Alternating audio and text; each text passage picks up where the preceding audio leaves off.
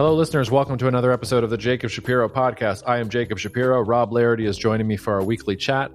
I don't know if you can tell in the podcast or not. I hope you can't tell, but we are both tired. We have both had long weeks, personally, professionally, everything going on in the world.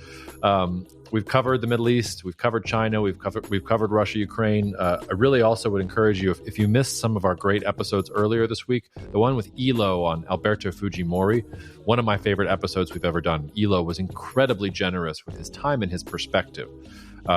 Cousin Marco speaks for himself. That was a tour de force, and we had a lot of fun on that episode. Looking forward to having him on more. And actually, the Iran strategist episode that we did was also very interesting. Not at all what I expected.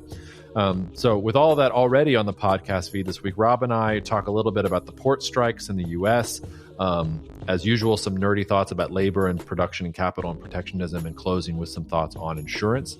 The idea was to try and hit some of the things that have gone underneath the radar. So if you're looking for what's on the front page, this is not the podcast to listen to. Go back to the other 4 podcasts we published this week. If you're looking for our unique brand of nerdy insights into the things that are on the fringes, but that will eventually be important, that's what we're doing in this episode. Email me at jacob@cognitive.investments if you want to talk about any of this. As you can probably imagine, my phone and my schedule and my calendar have been blowing up this week, but I have room for more. So please feel free to reach out if you need help. Don't be scared away. Take care of the people that you love. Cheers, and see you out there. All right, listeners, it has been quite a week. Just to start, we're not really going to touch the Middle East that much in this podcast. If you want, Marco and I did some stuff on the Middle East. We had the Iranian strategic analyst on Iran's position. Hopefully, I'm going to have an Israeli military historian on here in the next couple of days. So for your Middle East content, just go to the podcasts that are Middle East. We know it's happening. We know it's a big deal. I promised Rob a story about just how, so we're recording Thursday, October 3rd. Here's what my week has been like, both in geopolitical terms and in personal terms. I was in downtown New Orleans yesterday for a meeting, and I managed to find a parking spot on a little street off of Magazine Street, which is one of the main drags, where you didn't have to pay for parking. And I was like, ooh, great. This is great. My day is looking so good. I got this little spot. So I'm halfway through this meeting, and somebody comes in from the street and says, there's a fire down the street. Do any of you have cars parked down here? And I was like, oh God, let me go see if my car is parked out there. Literally across from where I had parked on the same street is a fire that has engulfed a house, and it became a 4-alarm fire and spread to 3 or 4 different buildings next to it. There was a fire engine in front of my car and behind my car, and I had to go pick up my daughter in about 30 minutes from that point. So I got the person who I was meeting with to drive me to where my daughter was in daycare. Then I called like different parents from the school, like, hey, I'm stuck here. Do you have an extra car seat? Because I couldn't get Uber to agree to pick me up without a car seat. Eventually, my friend Jack, shout out to Jack, was like, yes, I will come pick you up. And he picked me up. So I spent like 15 minutes at daycare sitting with the 1-year-olds and my daughter on a little bench. Meanwhile, you can see the smoke from the daycare. It's like pluming in the air. This thing burned for like 4 hours. I came home. I smelled disgusting. My shirt was terrible. A couple hours later, I went back and got my car. My car smells like a house fire. But that's my day, and that's my analogy for the week. It has felt like that in geopolitics. 4-alarm fire, and you're stuck behind a fire truck. That is a good analogy. Literally, like I couldn't have had worse luck. So there's a grab bag of stuff that we wanted to update the listeners on today, Rob, and you said it well. A lot of it is going to boil down to, I don't know, what do you like, pitfalls of protectionism or the hidden costs of protectionism. But there's a lot of different things to attack. I think the first thing I want to attack, though, is this Eastern port and Gulf port worker strike, because this was something that I didn't really know was sort of in the making, and it seems like it's a pretty huge deal. So what's happening is that the ILA, which is the International Longshoremen's Association, so they're manning the ports on the Gulf Coast and on the East Coast. They decided to strike their 45,000 port workers from Maine to Texas. It is the first major stoppage since 1977, after talks for a 6-year contract with the United States Maritime Alliance broke down. I was doing a little bit of research on what happened in 1977. And it was interesting. And it actually does have some overtones with what's happening today. Today, the port strikers, they're really worried about two things. They want an increase in wages. Not that surprising. By the way, they want a 77% increase in wages versus, I believe, 50% is what they're being offered right now. A really strident video from this guy, Harold Daggett, who's the chief negotiator, about how the longshoremen were out there killing themselves during COVID, taking things off of ships while everybody else was sitting in their house. That rings really untrue to me, especially as somebody who had a nurse who was going into the hospital and is not getting a 77% raise for saving people's lives, bro. So just a little personal, shut the frack up over there. Anyway, he's a good chief negotiator because I don't even care about this, and he's got me boiling a little bit. So what was happening in 1977 was that containerization was absolutely transforming how ports worked, and where you needed tens of thousands, if not hundreds of thousands of people to take things off of a boat and put them everywhere that they needed to go in the port and get them on their way. Containerization meant that actual longshore workers, it was down to thousands of jobs, and things were going to keep going in that direction. And that strike lasted for 3 months. You got a pay raise for the longshoremen, and you also got guaranteed income for anyone who was employed before 1977, so not for new workers who came afterwards, but guaranteed income through 1986. That gets eliminated as part of a different contract there. Not something I've really ever seen when looking at these things, although I'm not a hardcore expert on U.S. labor industrial relations and things like that. The reason I say that there are overtones to today, besides the geopolitical context, Carter administration, a lot of pessimism about the United States' role in the world, coming off, the defeat in Vietnam, lack of trust in U.S. government institutions because of Nixon and Watergate. Like, you can sprinkle in some chaos in the Middle East coming with the Islamic Revolution. You can sprinkle in like little comparisons. But not only do the longshoremen want 77% higher wages, they want their jobs to be protected from automation. Which is kind of crazy, because you can imagine that taking containers off of ships is actually something that automation would be really good at. If you can automate the crane to do these things, and if the containers are all the same shape and the same size, like, that is the ideal sort of thing that, machine learning and artificial intelligence could do. The other thing, and I haven't been able to do all the research on this, but I've been following some research from John Conrad on X and in some articles. And he has been talking about, and I didn't know about this, Rob, this idea that every time a crane for the ILA, so these workers who control the ports in the Gulf and on the East Coast, the West Coast, ironically, they had more radical positions, so they get paid much more than their compatriots on the East Coast, which might be why these guys are going on strike. They're like, hey, the crazies got higher wages. Now we're going to be a little bit crazy. Anyway, so for this union, every time a ship arrives in the United States, every time a crane moves a container, they get a massive fee off of it. And the result of this is so that U.S. shippers try as much as possible to limit the amount of times a crane touches a container. So in the United States, if you get to one of these ILA ports, the ship arrives, the crane gets the container, moves it to a truck, and a truck drives hundreds of miles to get it to its destination. Compare this to Europe, where, okay, the ship arrives, crane takes the container, moves it to a terminal. Another crane takes it, loads it onto a barge. The barge sails somewhere to maybe get to a smaller regional port. Then it gets lifted up on a crane a third time onto a truck, and then it's a shorter drive to a warehouse. And I couldn't believe this, because the whole geographic advantage of the United States, from everybody from George Friedman to Peter Zion to Hans Morgenthau to Stephen fracking Bannon, is that the U.S. Mississippi River complex allows us to move things cheaply. Largest internavigable waterway in the entire world. All of it for nothing, because we don't want to pay the crane guys for the fees that they take.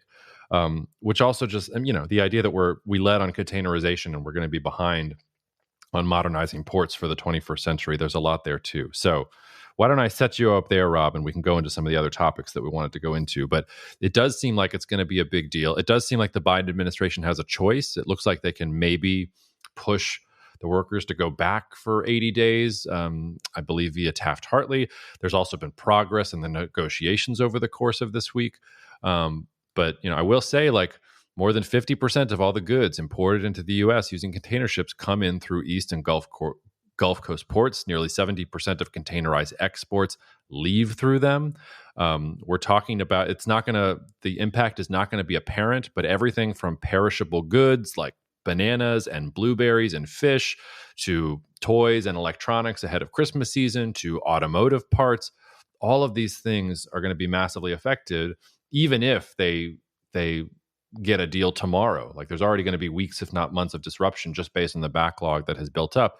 And that's before we get to Red Sea shipping, before we get to anything happening in the Panama Canal, before we get to anything happening in the South China Sea. I saw a picture this morning in Singapore of all the ships that have been stacked up because of the recent drama in the Middle East as well, and have been getting texts from some of our friends in the aerospace industry about how air freight is also suffering because of what's happening in the Middle East. So anyway, I droned on a little bit there, but I'll let you take the wheel.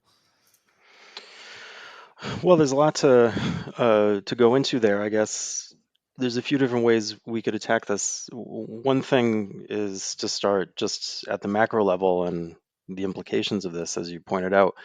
They are going to be significant. I think what a lot of people don't realize is this is coming at a very important and specific time because now it's peak season for holiday shipping. Usually, peak season is like late August, early September, but that's we're kind of in the tail end of when stuff is actually arriving in terms of building holiday inventory. So basically, they're putting the squeeze on the supply chain at exactly the most crucial moment of when that supply chain is operating. Um, at the same time, there had already been sort of a squeeze in the supply chain, in part because there was a calendar shift this year that made the peak shipping season like a little bit shorter than normal. And FedEx and UPS both announced, uh, I think about 2 months ago, that they were going to squeeze surcharges on holiday shipping this year to try to protect their margins. So you have higher surcharges from the two major shipping companies. You have a calendar shift that is already squeezing more activity into a smaller space of time. You have, obviously this port strike that's just going to exacerbate things in a major way. All of this leads to this notion that, supply side inflation is not going away. And that's really important because goods inflation, as we've talked about, has been deflationary, has been subtracting from the inflation numbers for really the last 14 months. So if that should turn around and go in the other direction, that's a major headache for the Fed, for the Biden administration heading into the upcoming election. But I think that's really important to think about. And some of this sounds obscure, but if you get any reacceleration of inflation, even as growth is slowing, I think that could be a bombshell for investors' expectations and markets because we haven't experienced that before. For the last really 40 years, inflation and growth have moved together because it's been about demand sopping up whatever excess supply is. So when growth increases, inflation increases, and vice versa. What happens if you get sort of a growth stagnation combined with inflation not only being persistently high, but moving in the wrong direction? That's going to really freak people out. So this is a really important issue. Um, that's one thing I would say. The other thing I would say is I would expect more of this because what you're seeing is a growing supply demand imbalance within labor markets. That has cyclical elements to it. Like obviously, labor markets are loosening up now. But you saw similar things in the 1970s when you had sort of wage inflation, you had a supply demand imbalance because we were running the economy too hot. And despite the influx of baby boomers into the workforce over those years, we were running the economy so hot that they still had a lot of bargaining power. And it's no coincidence that the last time you had a major strike like this amongst dock workers was 1977, because that was similar kind of background structurally in terms of thinking that they can put the squeeze on, and they can, and that's not going to change anytime soon. So you should expect to see more of this more frequently, which is also going to be inflationary and also speaks to the fact that you have sort of embedded interest groups that are willing to put the squeeze on other parts of society to get goodies for themselves. And I told you I had a story this reminded me of from from my dad. And my grandfather used to work in the Rheingold beer bottling plant in New York. And I remember my dad told me the story that he heard from his father, that there was one time where there were multiple days where a truck had come to the plant to drop off bottles or something, right? And because there was a dispute between the Teamsters and someone else over who was going to unload this truck, the truck was sitting there, and two groups of guys were just standing around looking at these bottles for like 4 days, and no one would do anything. Um, and that was the story. There was no, eventually they found some way out of the impasse. But that always, my father always was struck by that and told me that story about, like, it's just crazy how all these perfectly able-bodied guys just sitting around literally looking at this box of bottles like, nope, this is my territory, nope, this is mine. I say that story because there is no Rheingold beer bottling plant in New York anymore because it was too fucking expensive and it didn't work. So let that be a moral for these sorts of organizations that squeeze other members of society for their own benefit. In the end, that's not sustainable for too long. So Yeah, and there's a much longer and deeper conversation, I guess, to be had here about the relationship between labor and production in the United States, and I think it's a conversation that the United States government has not even really begun to think about. Even those terms, labor and production, and Marxist ideas like that, those are not concepts that are really in U.S. political dialogue at this point, even though they're very valuable. One thing I didn't say, by valuable, I mean from a sort of understanding point of view. I'm not endorsing Marxism, to be clear. One of the things that I forgot to say was one of the things that kicked off this labor unrest, which sort of gets to your story, is that at the port of Mobile in Alabama, so far away from the New York beer guys, they installed a truck gate that did not require a unionized attendant to open the gate. So an automatic door, basically. And the ILA is saying this is the boogeyman. There can be no more automatic gates installed. There must be unionized attendants at all the gates to open the gates because there's going to be all these safety concerns if we don't have these sorts of things. Like, it seems to me like they're in a meaningful way fighting against progress. I say that, though, I mean, labor does have to protect itself, because we saw during globalization, if you did not protect yourself as labor, you were going to get run over from a production standpoint, because it was just going to go to China and you were going to lose your job. So I'm not saying that that's all bad. There's also this is from the Capital Research Center, which is it's a conservative think tank. So there is a conservative bent to it. But they had an entire report on this, and they had two interesting other historical examples to keep in mind. Number one was a railway strike in 1946, when Harry Truman literally compared the railway strike to Pearl Harbor.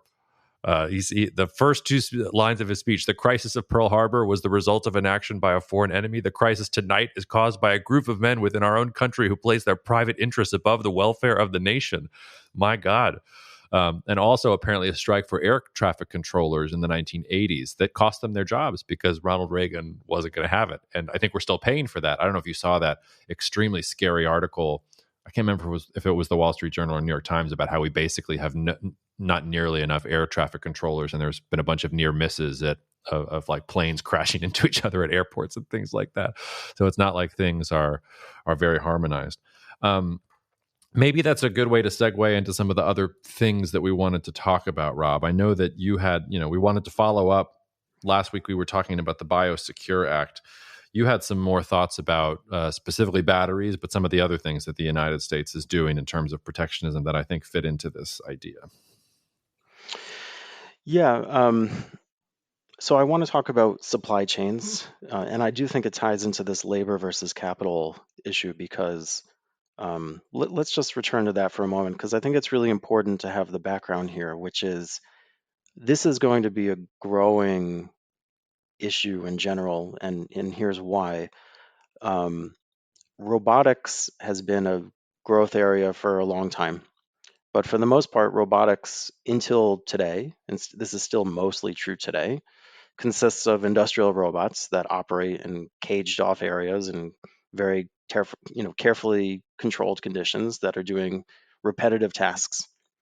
And for the most part, where you can use those things, we are using them everywhere in the world, and especially in the US. Because if you look, US manufacturing production is actually grown just fine since 2000. I think 2000 is the watershed moment that you can really point to, because when China entered the WTO, what you saw was manufacturing employment in the US collapsed Mhm. from about 20 million people to about 12 million people in 7 or 8 years. And even today, I think the number is even lower than that. Um, Production in total did not collapse, in part because you moved higher up the value chain, you used more automation, more capital, things that cannot be easily replicated and aren't subjecting you to a labor cost of labor imbalance. So that's sort of where we've been, and some of these things are sort of holdouts in terms of the dock workers, like they're in a very specific area. Um, but for the most part, unionized factory labor is not really a thing anymore. Um, this is going to become more of an issue because this is tying into AI and machine vision, but robotics is about to get a whole lot better really quick. And I don't think people are really prepared for this. And not just in the traditional way that we're used to, which is closed off conditions, industrial robots, but robotics that can work in uncaged conditions near other humans. I mean, everyone has seen this and Mhm. they've seen little demonstrations like this is a real thing. And the reason why it's becoming a real thing is because the main bottlenecks to developing these kinds of robots are having the robot able to see what's around it and understand what's around it, which is a machine vision uh, problem, which is an AI problem. So, to the extent that we're seeing amazing progress in AI, that's also contributing to the growth in machine vision. And you mentioned your self driving taxi Mhm. experience. Like, that sounds like science fiction, or it would have been 7 or 8 years ago. Now it's real because the machine vision is at a point where you can make it work. Well, robots are the same thing. Robot taxis are robots that drive. These are just robots that pick up stuff and move it around and put things over here from over here and turn screws and do little manipulative tasks with robot hands. And that's the other thing, is understanding not just what you're seeing, but understanding the physics models around different stuff. So knowing that if you pick up a glass and you squeeze it with extraordinary force, it's going to shatter.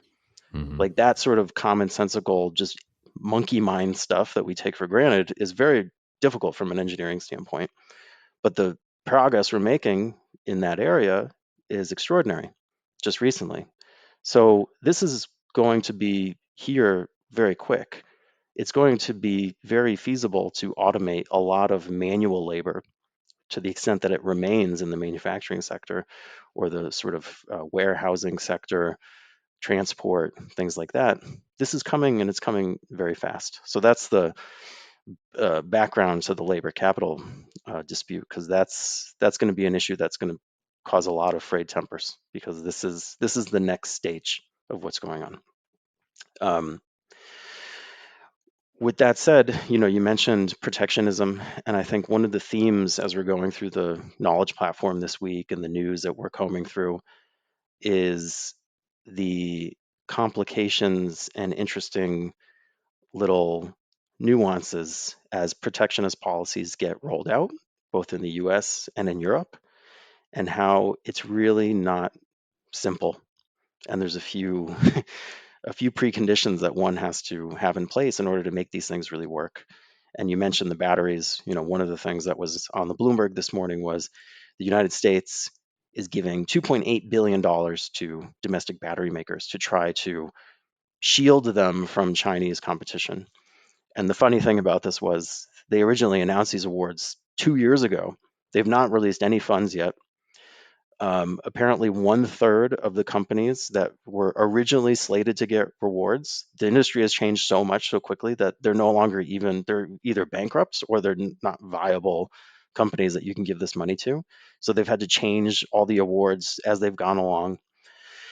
So it's one specific example of one industry, but I think it's very interesting, both because $2.8 billion is like, chump change in terms of what we're talking about. It's taken several years to even distribute that amount.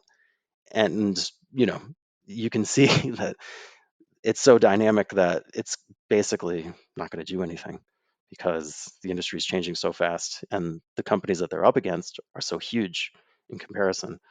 So I think that's one of the main themes around a lot of what we're going to talk about or what's in the news is you can have import substitution policies, you can have protectionist policies, but if you don't put in place the capacity to replace what you're import substituting, you're just paying more to import from abroad anyway.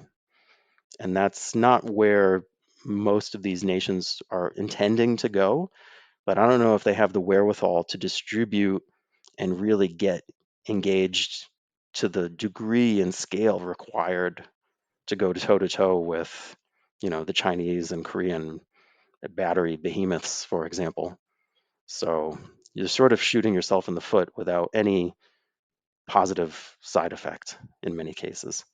Well, yeah, and countries like China are ahead here already because that's where a lot of the production is happening. And then to your point, also, an economy and a political structure like China's is much better at deciding to allocate resources massively to something like this. So while you were talking, I was just looking up, Cattle, which is the big Chinese EV battery maker. I mean, their revenue is like between 50 and 70 billion dollars. So a $2 billion investment, I mean, it's literally nothing. They're by themselves investing almost 2 billion in Bolivia to develop their lithium reserves. So just by that like figure, it doesn't work. The European Union is also really straining with this. They have those tariffs against Chinese EVs that are being discussed. Hungary came out this morning and said they were going to veto it. I'm not sure exactly what direction that's going to go. But then at the same time, you also had that thing about electrolyzers that you were talking about, where the EU is trying to stop using Chinese electrolysis equipment for hydrogen production, even though that's where a lot of these things are made.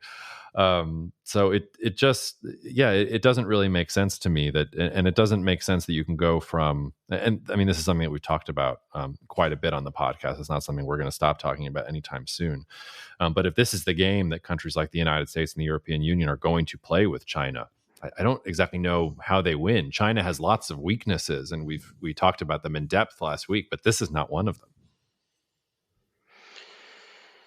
Yeah, there was a very good Financial Times piece this week that I put on the Knowledge platform that I assume no one is going to read, but I think is probably the most important thing that no one is talking about. And it was about the latest estimates of Chinese FDI, specifically in renewable energy. Um, and really, the takeaway was twofold. The first was the amounts are enormous and growing, in extraordinary leaps and bounds.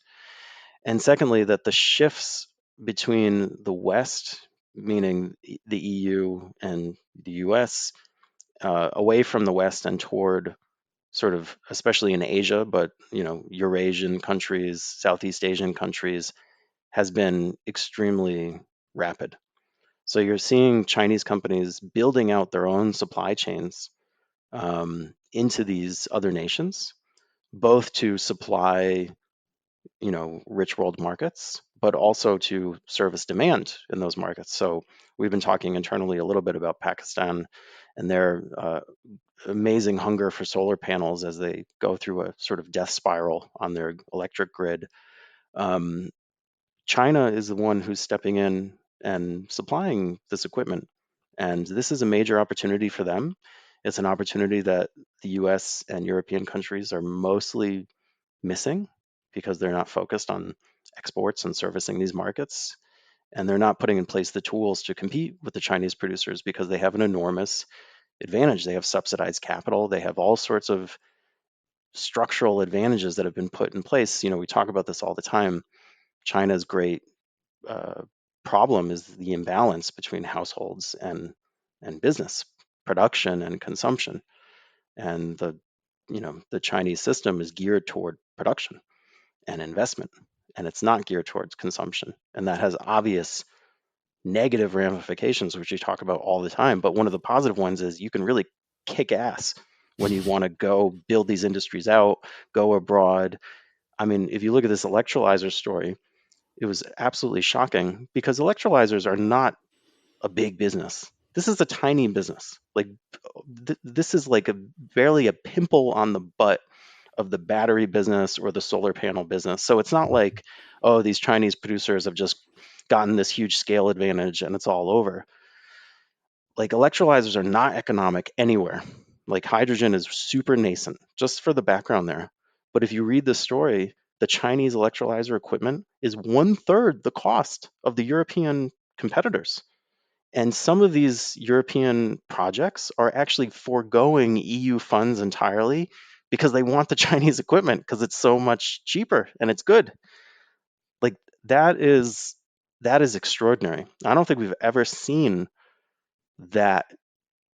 There's no historical parallel for that. Like even if you were to look at the U.S. and look at the U.S.'s current account surplus during the 1920s, which I think is the only historical sort of analogy to today that makes any sort of sense. Like the US was not nearly as embedded in terms of having these national champions that were just untouchable and providing manufactured goods in a way that was just untouchable. Like they were exporting a ton of capital, but it was primarily because Europe was destroyed and they were shipping bonds to Germany to build municipal swimming pools and rebuild the industry after you know, after sort of the Ruhr Valley was kind of blown to bits. Um, so I don't know what to say. I don't. History provides almost no guide to this, but this extraordinary, the scale and the degree of what's happening, and the U.S. and Europe don't seem to have any really cogent solutions for this, other than allowing the trends to continue. Yeah, I'm also struck by how all of this ends up boiling down to energy and where weaknesses become strengths and strengths become weaknesses. Because the United States, as a result of the 2008, fracking revolution, and because it has become this massive oil and natural gas superpower, it doesn't need to invest in much in these renewable forms of energy. You can for ideological purposes, you can if you think it's going to save the environment, but there's not a demonstrated need. The same was true for Europe up until Russia invaded Ukraine. The problem for Europe is now they have the need, but now they have this Frankenstein political structure that is not designed for everyone to agree. And a Hungary can raise its hand and say, we don't want that. Or a France can raise its hand. We're getting this right now with the Mercosur EU free trade agreement, which basically everyone in the EU except France wants, and France doesn't want it, they say, because of deforestation in Brazil. It's really because they're rightfully afraid of what Brazilian agricultural exports are going to do to France's agricultural industry. U.S. farmers who are listening to this are living this story literally right now. All of which is just to say, the EU's political structures are not strong enough to say, okay, we do have an energy imperative issue. Let's pivot to that so that we can become energy secure and give the types of incentives we need to produce these things inside of Europe. The ironic thing about China, and this was true, this is where the China-Japan comparison, sort of the early 20th century Japan comparison, I think carries a lot of water, because China doesn't have enough food to feed itself. It doesn't have enough energy to power itself at the rate that it's growing with current technology that's available to it. And it doesn't have any oil or natural gas resources, and it's sort of come up on the limit of what it can do with fossil fuels, because the environment had gotten so bad that it was literally killing people, and that the population was literally turning against them, to the point where Xi Jinping, I remember this very vividly, I think I was still at GPF, I think it was 2017, 2018, he declared war not against the United States, not against Japan. He declared war against the environment and against cleaning up the environment so that people could breathe a little bit easier. All of which is to say, it's an interesting Dutch disease experiment, because one of the reasons I think that China is at the forefront of EVs and at solar panels and at batteries and electrolyzers. I mean, it's they're at the forefront of a lot of things from a production perspective, but they have to be, because if they're not, they're absolutely screwed. Whereas until 2022, that wasn't true for Europe. It's not ever going to be true for the United States, or at least not in the next 10 to 15 years. And you can see how in other parts of the economy this really does damage China, but in this particular thing, which the narrative pendulum has shifted here. Everybody wants renewables. Everybody wants the things that China's producing here for both energy security reasons and for ideological reasons. And like they're the game in town. Nobody else is going to be able to compete with them at scale. In many ways, it's the same treadmill to hell idea that we talked about in relation to the property market in China. This notion that you need to keep doubling down on this strategy, and you have a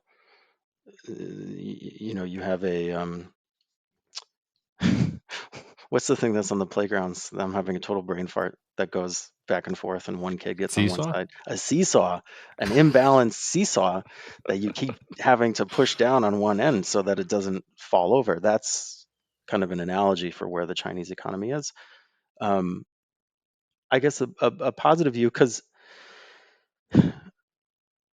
this is all well and good, but I think you need to identify, well, what is going to make this change? And we talk about this all the time. Does Xi Jinping have the wherewithal? Does he have the power to shift these levers in such a dramatic way? I've expressed doubt about that. I think the onus is on the changers to show that that's actually going to happen, because there's no evidence of that really happening. Instead, they're kind of pushing the imbalanced seesaw in a different direction, the treadmill to hell, if you want to use a more negative analogy. So if it does continue, then what happens? I think the positive view is that China's dependence on foreign markets, because if it's going to be pushing on the supply side even more, that dependence is going to grow, and you kind of get the Norman Angel positive view, which is it makes it that much less likely that there'll be large-scale conflict between these major economic regions. You might, maybe that's Panglossian, but it certainly pushes in that direction. Oh, At the it's margin. definitely Panglossian. There's going to be no conflict until there is going to be conflict, or until the U.S. version of the port worker comes out and says, no, we're going to keep what we want for ourselves, and they traipse across a red line that they don't realize that is a red line for China, which is a great example of, again, and we've talked about this a lot too, and it's one of the through themes for what we're talking about now. U.S. foreign policy and U.S. industrial or economic policy not being on the same page. U.S. foreign policy was to find a negotiated settlement with Japan. U.S. economic policy, like embargoes on oil to Japan and all the things that went into that, made that completely impossible. And even up until the week before Pearl Harbor, the Roosevelt government is thinking, we've got one more chance here. Maybe we can push it through, even though Japan had already decided, no, like they've told us what we need to know. Like we have to make our move in either direction. There's one other part of this that I wanted to talk about, and then we can do a little around the world thing if you want, Rob. But if listeners want to, I did a little micro geopolitics on the flooding in Western North Carolina. We'll put a link to the notes here. But one thing that I didn't say in that piece, which I thought was particularly, which hits on some themes we've talked about here before and was particularly shocking to me, was how few people in Western North Carolina have flood insurance. The data here is absolutely insane. So Buncombe County, which is where Asheville is located, 137,123 housing units. This is from Distilled Earth, by the way, an excellent Substack. 941 of those units, so less than 0.7%, have flood insurance. In Rutherford County, which is home of Chimney Rock, a lot of the worst videos on social media have been in Chimney Rock. 32,967 housing units, 90 of them have flood insurance. 90. I don't know what this does to Western North Carolina in the future. I mean, are people ever going to live back there? I was talking to a friend of mine who was like, FEMA is just going to come in. The U.S. will bail them out somehow. I don't know. Those are absolutely shocking figures. And one of the things that Distilled Earth talks about is that North Carolina is not an outlier here. So inland counties in South Carolina, Georgia, Florida, all these places, very, very few people have flood insurance. And flood insurance is more expensive now than it ever was before, because one of the things that capped flood insurance went off the books a couple of years ago. So I obviously pay for flood insurance because I'm in New Orleans. It would be very foolish not to, even though my house has never flooded in its history. Built in 1853, we've never flooded here. I probably just tempted the gods right there after my fire day yesterday. But first of all, listeners, you should have flood insurance if you don't have flood insurance inside the United States. Yeah, and there was one other thing I wanted to say about and this is something that that Elo and I talked about the last time we were together in Wisconsin. Listeners, if you have not listened to the podcast with Elo about Alberto Fujimori, here's the plug for it. It was a really great episode. But I was telling Elo when I saw him in March in Madison about how flood insurance had gone up and how I was pissed about it. He laughed at me and he was like, "What is this American thing you have, insurance? Like in Peru, we're not insuring, like this is not a concept that exists outside of the United States. I don't even know what exactly you're complaining about." Which is also something in the American mentality, whether it's crop insurance or flood insurance or like all the different insurances we have to try and manage risk. The costs for those are going up. It's not even clear that they can get paid out and people aren't even using them. So I don't know what point I'm circling around there, Rob, but this is a theme that we've talked about before, and I wanted to let you talk about it as well. Well, I think you're circling around an important point, which is insurance is something that societies adopt when they're wealthy, because insurance is basically using the wealth of the country as a cushion to spread out costs in a way that's more manageable. Mm-hmm. And we talked about this in relation to Brazil and the floods in Porto Alegre, and the fact that most of those people will not have insurance because Brazil is not a rich country. And as Elo pointed out, in Peru, insurance is something that's a very foreign concept. But that is because those are poor places. Those aren't deliberate or good choices per se. Because if you look at underdeveloped countries, one of the major problems, especially when you're really at low on the income scale, places in certain areas of sub-Saharan Africa, for instance, one of the major problems is that no one has any protection when things go bad. Someone gets sick, breadwinner in the family gets ill, someone dies, your home gets burned down, gets flooded. Those are catastrophic outcomes for people in those societies Mm-hmm. because they don't have the wealth to buy insurance. And that's one of the great things about developed countries. So I think one of the themes here is that insurance requires wealth, and it's a drawdown of that wealth in a more steady manner rather than all at once in great spikes. Because if you don't have savings, which most Americans don't, and you don't have insurance, you're screwed. You don't have the wealth to build to repair your house or Mm-hmm. to recover from something like this. You have to depend on some kind of handout, or you're just done. You have to move somewhere else and find some way to recover, right? Um, this is really important, I think, for two reasons. First, because when volatility is low in all sorts of ways, then the economy can run in such a way without a lot of quote unquote insurance in all sorts of forms, because the economy doesn't have to be as anti-fragile, if you want to say it that way. And that gives you the illusion of being wealthier than you are, because you're not drawing down on your wealth to protect against a rainy day, literally. So you look richer, your margins look higher. If you think of this in terms of supply chains, right? Um, if you don't have excess capacity, if you haven't built in protection, then you look like you're operating super efficiently. You look Mm-hmm. like your margins are just great, right? But really, you have a hidden cost. The depreciation, if you were to think in accounting terms, like let's get really nerdy here. And if you were an accountant and you had to take into account, like, okay, we know there's going to be the 100-year flood every 100 years, or in whatever area, the Houthis blowing shit up in the Red Sea every 10 years, whatever the tail event is, then you would take the magnitude of that and depreciate it over the life of that 10 years or 100 years. And that's a real cost. You only have to pay the cash every 10 years, but the real expense is carried year by year by year by year. So you look really smart and really profitable if you don't pay that expense and you don't recognize it, you don't have insurance, you don't keep extra semiconductor capacity, you don't keep extra shipping capacity, you don't build out alternative routes in case something goes wrong. But then when the flood does come, then you're screwed and you recognize all the costs all at once. And that's what we're doing in North Carolina. That's what people are doing against their will in Porto Alegre because they can't afford it. And God forbid, if there were an earthquake in Peru, those people would be screwed as well. But the broader theme is very similar, whether you're talking about developed world or the undeveloped world. Just this notion of we're not as wealthy as we think we are because so many of these costs are hidden. And when volatility increases, when floods go up, which they are, when the climate changes in ways that are difficult to predict, um, that's when these costs manifest themselves. And you realize, like, oh God, I have no rainy day fund. Yeah. Well, that actually brings up a question because I think you're right.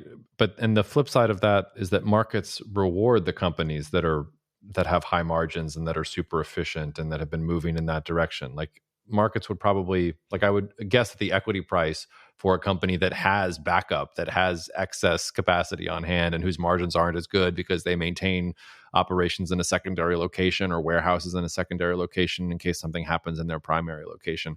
Probably the market, at least until now, is not only not going to reward them, probably going to punish them for having that sort of excess capacity. Are you positing that might change? That investors might be looking for the companies that do have those sorts of backups that they don't have right now, or is this sort of one of the bugs of the capitalist system, which is the system is pushing us to be as efficient as possible, to push on the string as much as possible, and the global environment has become less favorable to that, but ultimately that's still what the incentive is for companies to do. The incentive is not to pay the cash every 10 years or every 100 years. It is to ride it as long as you possibly can, make as much money as you possibly can, and hopefully survive the 1 in 10 year or 100-year event. And if you can't, okay, like you generated value in the short term. It's definitely a bug in the capitalist system.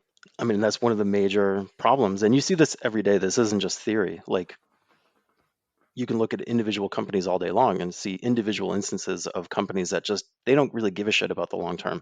Management is incentivized to increase the stock price over a 2-year time horizon, and whatever they need to do that, they will do it.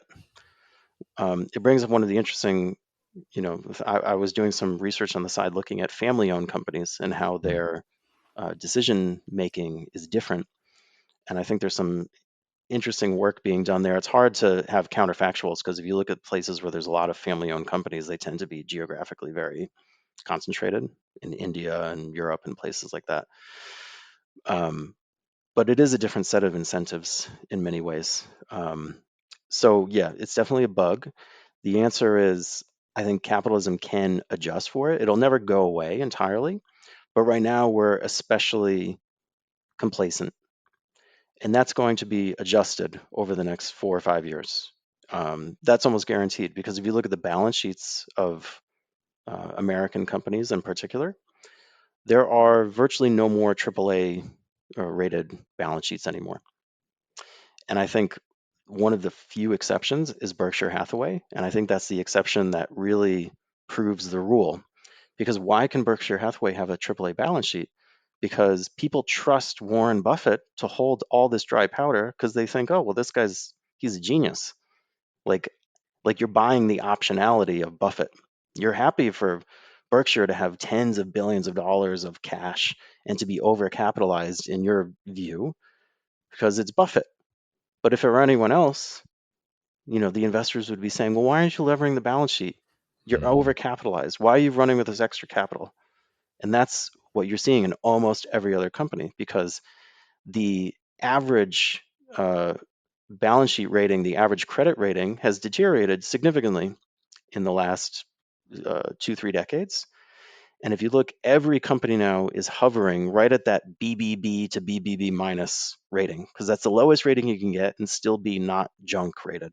Because you don't want to be junk because that imposes a significantly higher cost of capital on your business. But everyone is sort of gamed. Not only are they not AAA, but they're all right on the knife's edge of that junk rating. And if you look even within that, the EBITDA numbers that are used to judge these things are total bullshit. And the quality of earnings has gotten significantly worse in that 20-year period. So the actual cash flow that's, your EBITDA is supposed to be your cash flow. That's like a mirage. And most of these companies have cash flow that's significantly worse than their so-called reported EBITDA numbers because they're gaming it. And that's the situation we've gotten ourselves in because they've been incentivized. It's like, the someone who has the incentive to get in their Ferrari and drive 200 miles an hour to win the race. Because as long as you haven't crashed, why would you do anything different, right? Mm-hmm. But the problem is, inevitably, that's going to run into a credit. I don't want to say crisis because it's not really a crisis, but it's going to be a default crisis like we saw in the late 1980s during the savings and loan period. And then it resets itself, and people will start putting value again on having buffers, which currently they do not. So that's sort of where we are. I think you want to be very wary of any businesses, of owning corporate bonds in general right now for that reason, because the whole underlying structure is very weak. But these things move in cycles, and we're getting to the point where we're going to be entering the nasty part of the cycle, most likely. Yeah, while you were talking, I was googling which U.S. Large equities have AAA credit ratings. So this is old. This is a year old. So maybe this has changed since last October. But as of October 2023, there were two companies in the S&P that had a AAA rating. Do you know? Do you want to take a guess at which two companies we're talking about? Oh, yeah, I don't know. I couldn't tell you who the other one is. Number one is not surprising, Microsoft, which is the same sort of Buffett principle, I guess. They've just made so much money that they literally they can't they're talking about restarting 3 Mile Island now. So maybe they're putting some of that capital to use.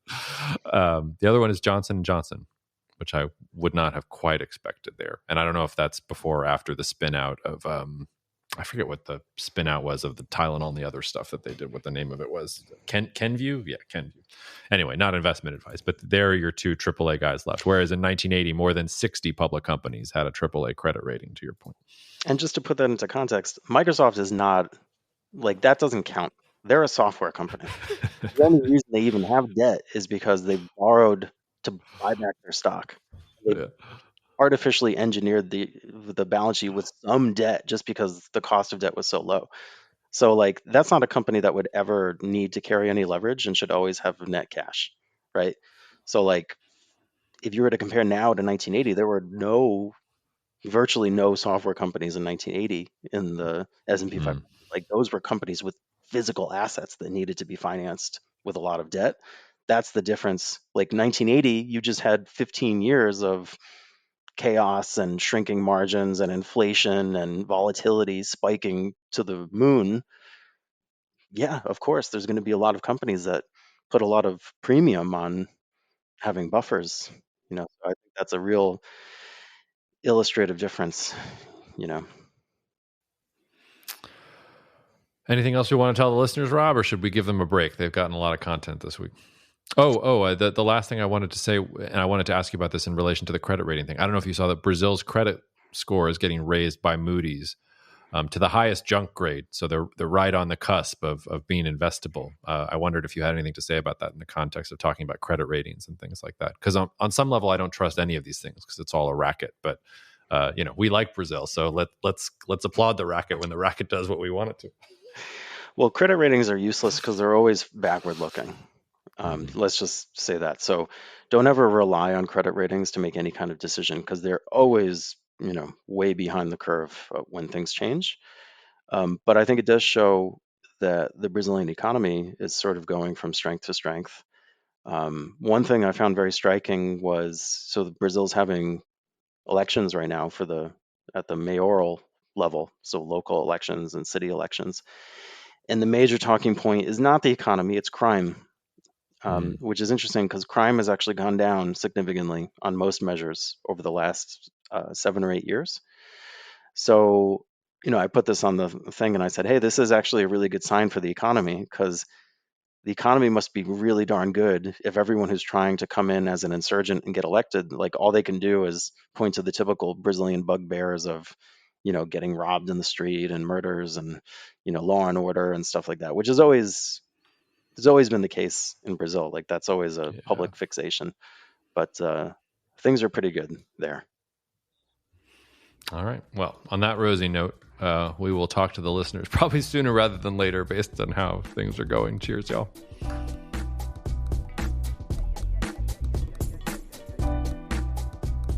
The views expressed in this commentary are subject to change based on market and other conditions. This podcast may contain certain statements that may be deemed forward-looking statements. Please note that any such statements are not guarantees of any future performance, and actual results or developments may differ materially from those projected. Any projections, market outlooks, or estimates are based upon certain assumptions and should not be construed as indicative of actual events that will occur. Cognitive Investments LLC is a registered investment advisor. Advisory services are only offered to clients or prospective clients where Cognitive and its representatives are properly licensed or exempt from licensure. For additional information, please visit our website at www.cognitive.investments. The information provided is for educational and informational purposes only and does not constitute investment advice, and it should not be relied on as such. It should not be considered a solicitation to buy or an offer to sell a security. It does not take into account any investor's particular investment objectives, strategies, tax status, or investment horizon. You should consult your attorney or tax advisor.